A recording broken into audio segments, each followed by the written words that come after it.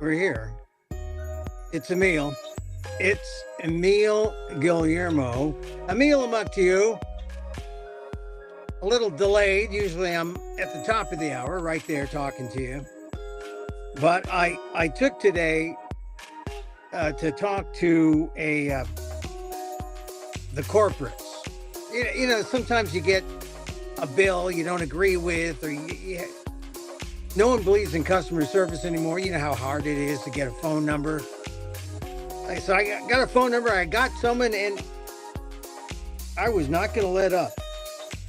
I said, I've been a customer for 17 years, almost 20 years, and you're treating me like this. I won't go into specifics, but they relented. They didn't give me the whole pie, and this is negotiation, right? You want the whole pie, instead they give me really a quarter slice. But that was something. Usually they give me nothing.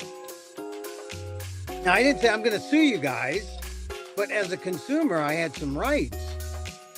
So anyway, it's just when you call this one particular company, it takes almost forever. And so it spilled over into the 2:00 hour here, where I am on the West Coast. But now I'm here with you, and now everything is fine.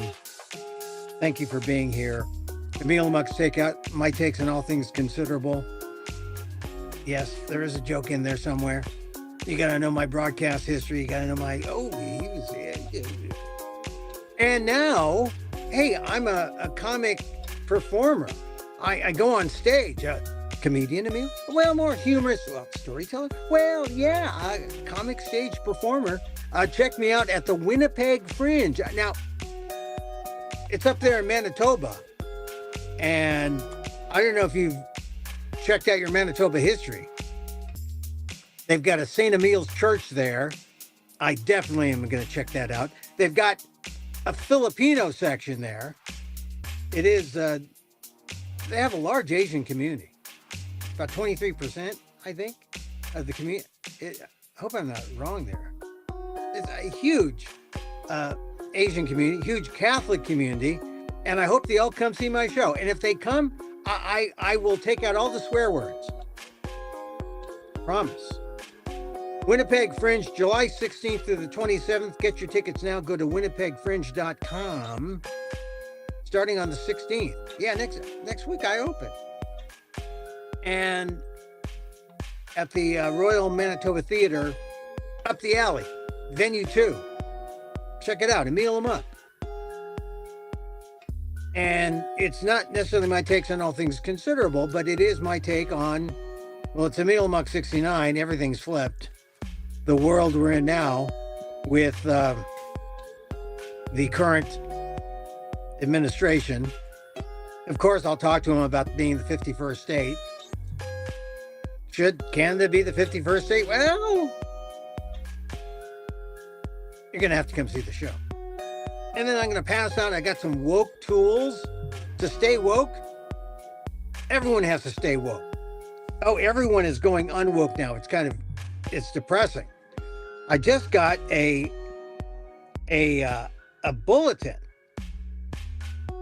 from the Wall Street Journal. Said 2 Boston Consulting Group partners are stepping down from leadership roles as the firm tries to contain the fallout from clients and its staff. The headline is how a pro bono project in Gaza spiraled into a crisis for BCG. And, Boston Consulting Group, if you're coming out of a good college and looking for a job in finance, that's one of the jobs you want to get, BCG. So now they have a crisis because they were involved in a humanitarian project in Gaza, and it became a crisis when people said, oh, why are 2 senior partners involved in this thing? 2 senior partners stepped down because of the connection to this work, humanitarian.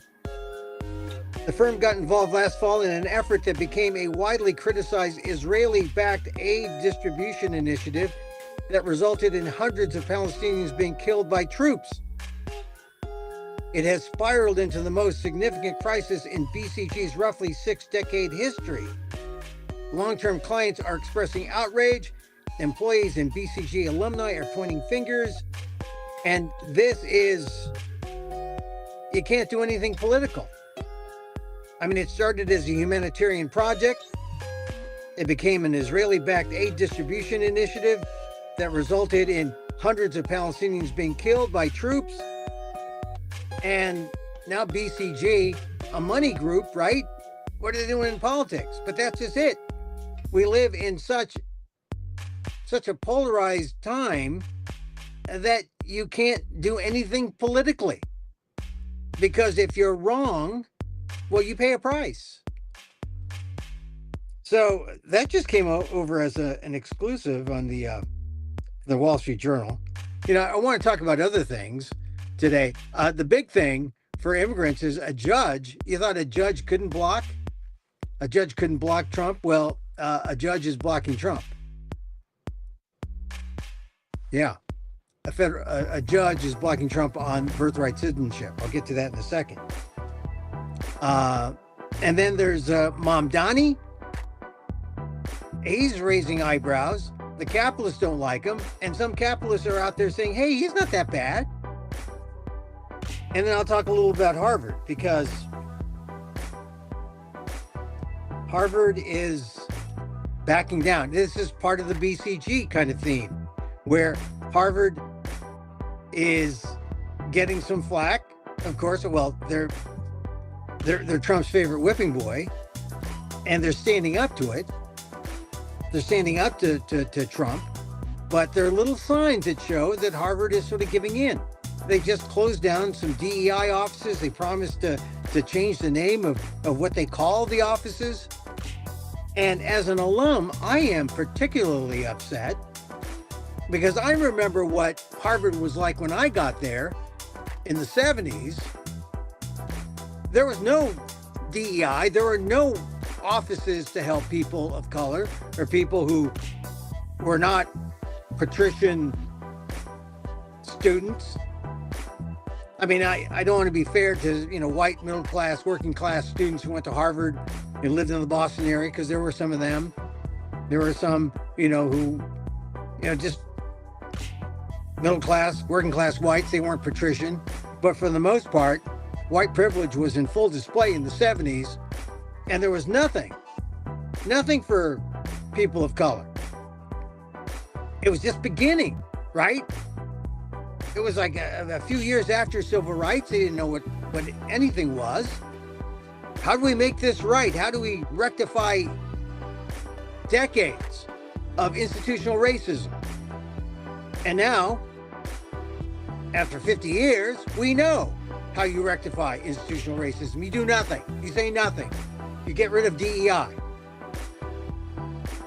This is from reports, Boston area papers, Harvard Crimson, and it now appears how far back Harvard's willing to go. Hey, to placate Trump. And this is the evolution of the capitulation of law firms, of financial outfits, of higher ed. They give in to play the game with Donald Trump. Doesn't sound like America, right? Well, all the things that have happened within the last couple weeks don't sound like America. Cutting 12 million people from Medicaid, not caring if 13,000, 26,000 people die. That doesn't sound like America. But big numbers, no one cares. This kind of stuff happens.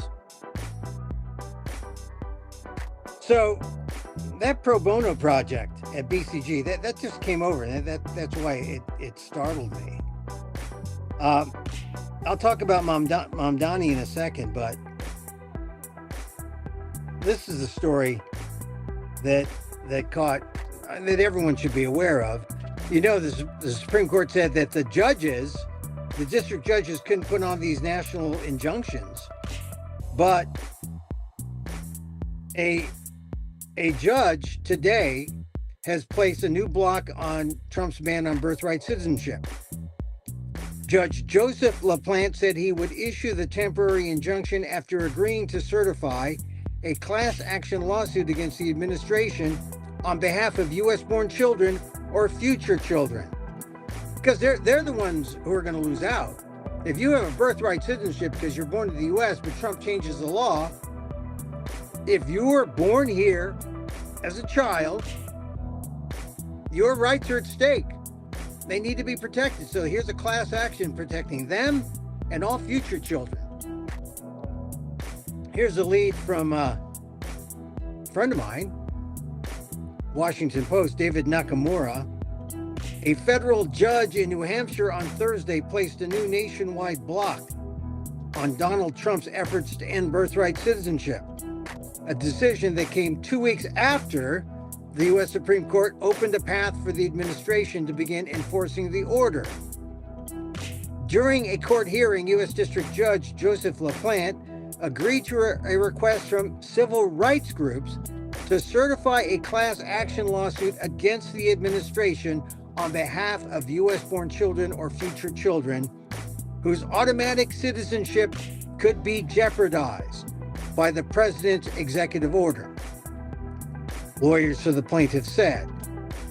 In a written order, LaPlante said the petitioners are likely to suffer irreparable harm if the order is not granted. And in law, harm is everything. What is the harm? If the harm is irreparable, they're going to court. You're going to court, you're going to fight it out. The ACLU filed the suit June 27th after the Supreme Court backed Trump's request to scale back nationwide injunctions from lower courts. For months, such orders had blocked the administration's ban on automatic citizenship for children born in the U.S. to undocumented immigrants and foreign visitors. The High Court, in a 6-3 decision, did not rule on whether Trump's birthright order is constitutionally valid. The justices kept Trump's ban on hold for at least 30 days and sent a set of cases back to the lower courts to determine the practical implications of their ruling. So it left open a path for challengers to try to continue to block the president's policy nationwide. And of course, they took that path, the ACLU, because it says here, the class action lawsuits, all right, also raise the possibility that birthright citizenship could be cut off in the 28 states that have not joined lawsuits against it. So like abortion, take abortion as your model of how it's a patchwork quilt wherever. That's the kind of America we're going to have. That's the kind of divided, or the kind of law a divided America accomplishes. It's not united, it's divided, and some states are legal and some states are illegal. And you better know which is what, which end is what, or which end is up, because it's going to be confusing. ACLU said this is a major win for immigrant communities and these babies across the country. The Supreme Court left a potential gap in protection, and this decision slams that gap shut and makes clear this order from Trump cannot be applied to anyone nationwide. So thank goodness. But if you're not one of the 28 states, and you likely know which states those are, likely red ones that aren't part of this suit, you better know why you're living where you're living. So that's the gist of what happened today with LaPlante. LaPlante was appointed to the federal bench by George W. Bush. George W. I mean, and we thought George W. Bush was done, right? He's actually pretty artistic. That doesn't mean he's smart, but he's artistic. Donald Trump, not that smart, not that artistic. And Mr. Chaos, right? So Joaquin Castro, Democrat, from Texas celebrated news of the injunction.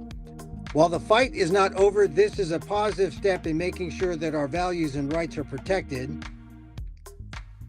Castro said on social media, being born in America makes you an American. And that is the fact. That's birthright citizenship. And now what's happening, because people have this overweening sense of power, people are trying to change that.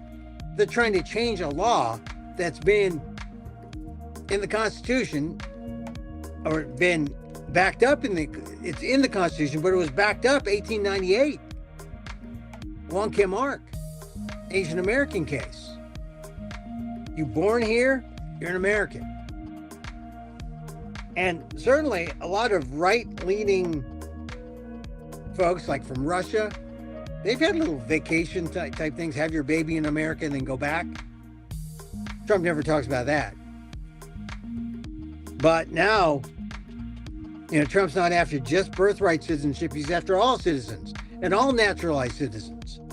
So this is causing some real pain throughout the community because, as you saw earlier this week, the National Guard at MacArthur Park in LA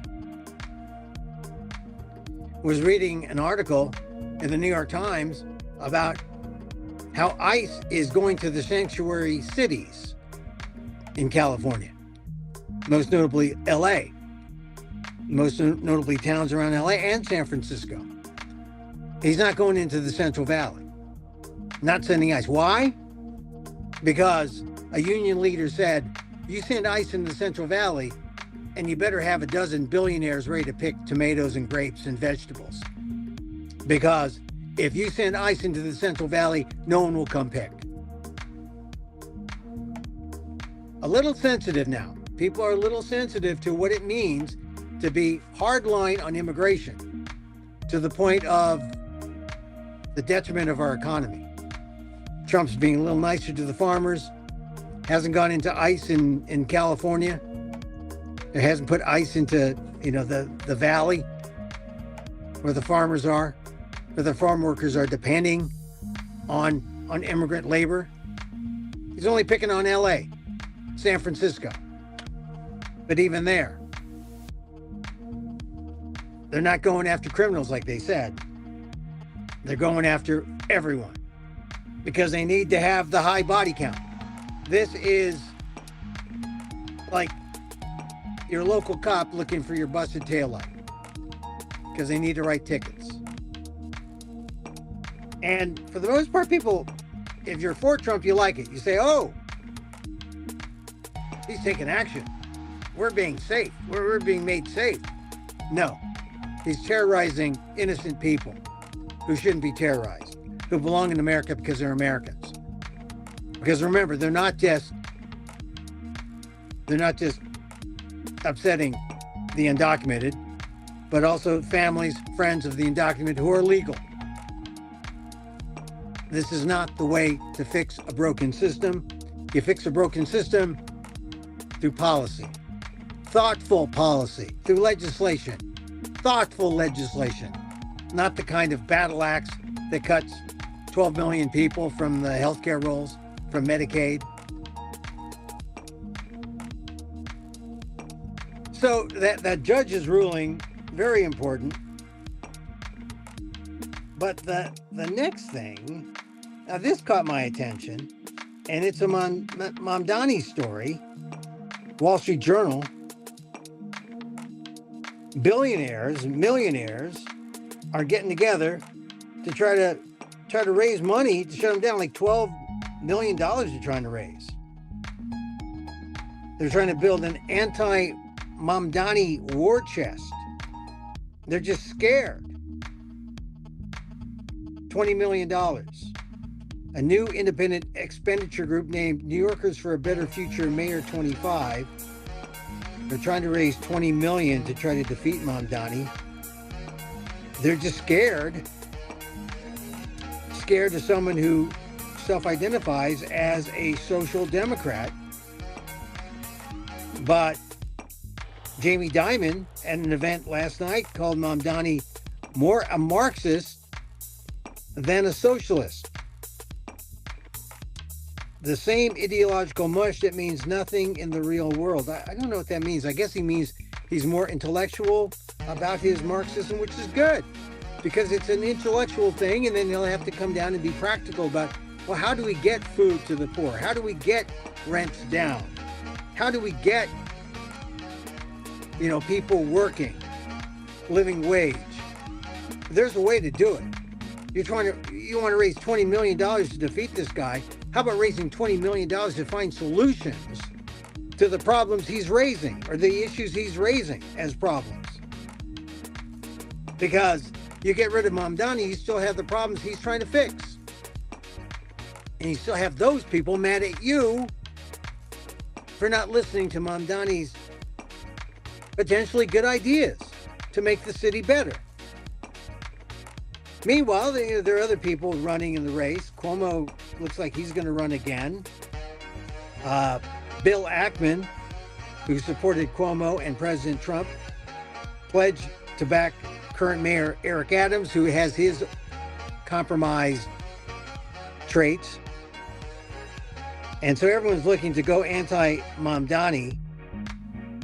I think it's really wild, frankly. Mamdani in this land of 6 degrees of separation. I actually know Mamdani through his mom. His mom was a classmate of mine. World-class artist. She lived in the same, not dorm. We lived in a co-op house. So we knew each other. Like 30 people in the co-op house. We cooked for each other. That's practically socialist. You get together with food and you have cooks and a co-op house, right? I mean, it didn't seem like a social experiment. It seemed like everyone helping each other. But here's the thing that you can watch out. You got the capitalists dumping on Mamdani, and you have capitalists who are for him, who say things like, and this is from Kathy Wild, New York power broker. She's a Mamdani supporter. She's a rich power broker in New York. She said, I talked to him. He said, look, I'm not in favor of government taking over your business. He made clear that he's not anti-capitalist in that sense. And I think you need more millionaires and billionaires just saying, look, he's not anti-capitalist in that sense, but he's anti-capitalist in the sense that capitalism can hurt real people and leave people with nothing. He's humane, and I guess the term is not, well, he uses the term democratic socialist. Jamie Dimon used the term Marxist. Trump used the term communist. Everyone's throwing a sociological term because everyone is afraid of someone who comes in with an answer that might work. I wish Mamdani well. He's got millionaires. He doesn't have the billionaires. He needs more of the billionaires who say, you know what? We got our share, and we can share some with those who do not have as much. Wow, that sounds almost Christian. How many of those billionaires are Christian? And why don't they just cop to their beliefs and help those who are doing worse than they are? Anyway, I like that quote from Kathy Wild. She said, hey, I talked to Mamdani. He's focused on income inequality. He's open to working with the city's business elite. Kathy Wild says about Mamdani, he said, look, I'm not in favor of government taking over your business. I mean, that's what people are afraid of when you talk about real socialism. Oh, the government's going to own this? Can't have that. We'd rather have the government give us subsidies, the government give us tax breaks, the government give us money to run our businesses. Yeah, that's the kind of welfare we want, is capitalists. They don't see it's two sides of the same coin.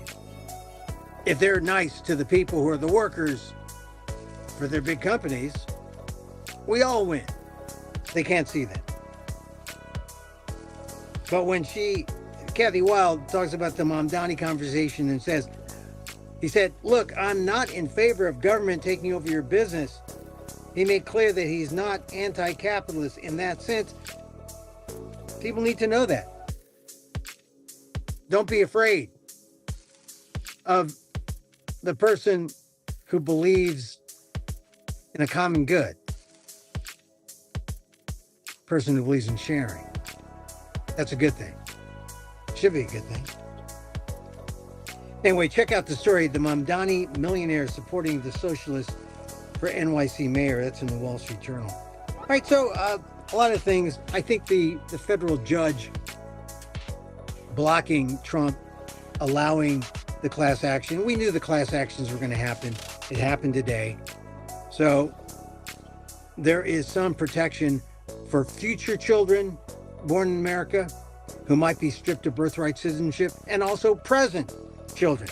And frankly, I don't know what this means for my standing. You know, my parents were both, they're here legally, but they were, you know, my mom, she was ultimately a green card holder, so she was here legally. My father was a colonized Filipino. He was legally undocumented. But here's the thing about the kind of lawlessness that we see in this administration. They feel they can do anything they want. And that's why this Jeffrey Epstein thing is really, really important. Because you need some dissension among MAGA to say, hey, wait a minute. You know, Jeffrey Epstein killed himself.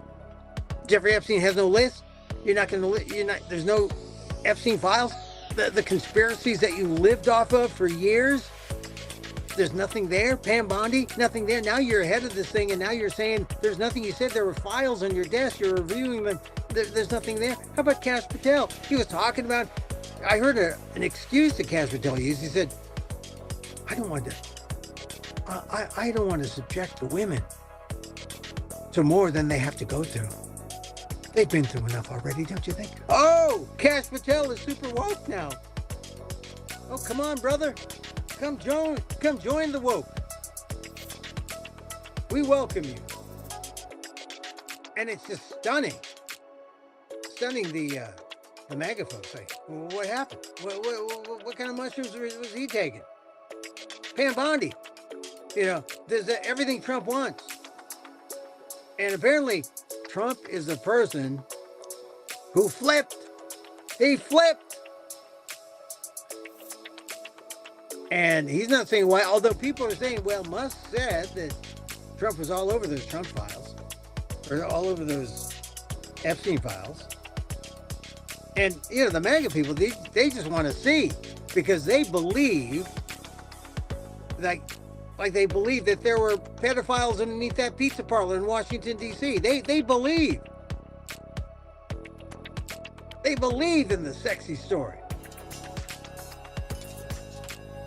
Well, sometimes fake news is just fake news. Is that it? Sometimes fake news is fake news? But I don't know. I know some extreme leftists who are saying, I want to see those files. Those files exist. How did they show up on the Zapruder film? Okay, you gotta be an old timer to appreciate that joke. The Zapruder film, Emil? Is that like the new Superman movie? No.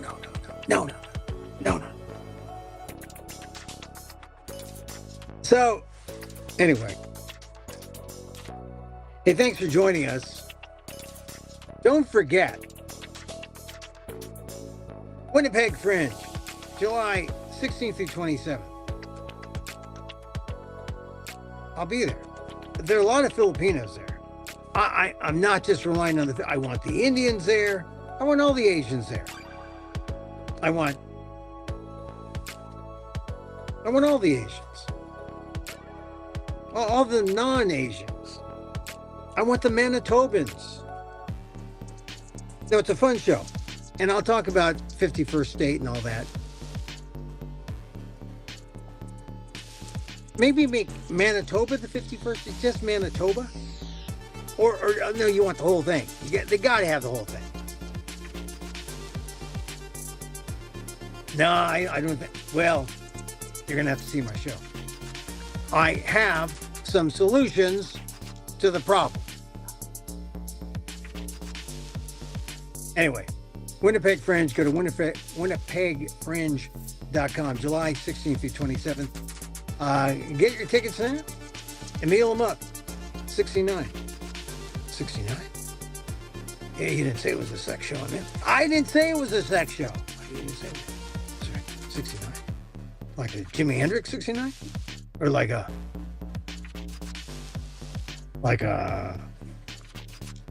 Donald Trump 69? No, he's 79. 79. Okay. I'm intrigued. I might go see your show, Emil. I hope so. Winnipeg Fringe, July 16th through 27th. Get your tickets now. Hey, thank you for joining me. We close every show with a little loving kindness. Yeah. Does it hurt you to spread a little love? Nah. But when it hurts you, just be a little more loving. Oh, I forgot where my cough button was. Oh, here's my cough button.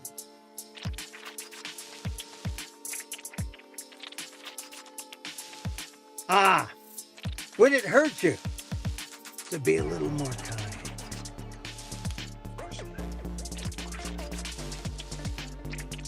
And so, as I wish for me, I wish for you. May you be safe. May you be happy. May you be healthy. And may you live with ease. Emil Guillermo here. Emilamok to you. Till next time. Mahal. It's on.